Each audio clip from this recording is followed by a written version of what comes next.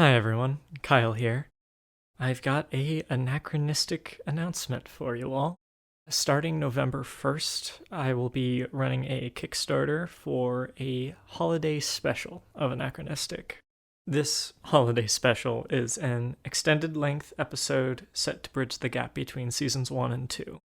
Unlike Season 1, where Neil tells the story of his journey with Abigail, and Season 2, which...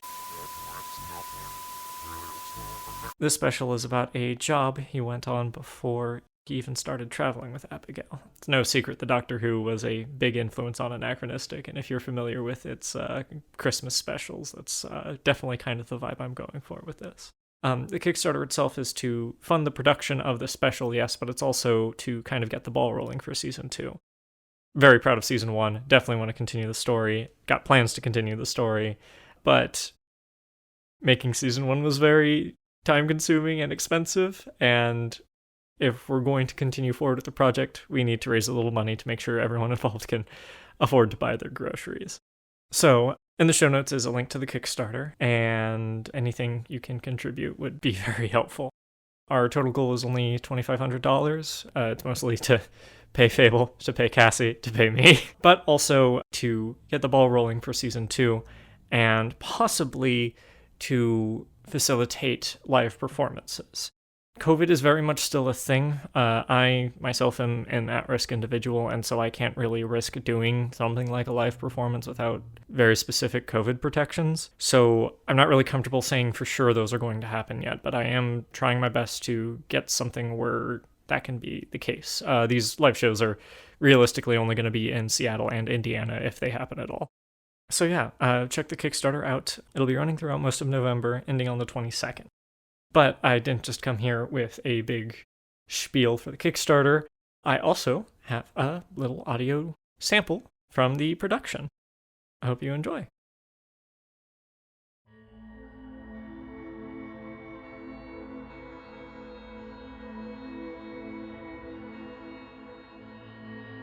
When I was alive, I spent a lot of time thinking about choices. Now, on the other side of this mortal coil, I wonder what choice I could have made to avoid this fate. I am a very specific version of Neil, the sum of all the choices I made and all the stories I told. But is there one choice that truly doomed me? One little adjustment that could have set me on an entirely different path. It's this kind of thinking that got me killed in the first place.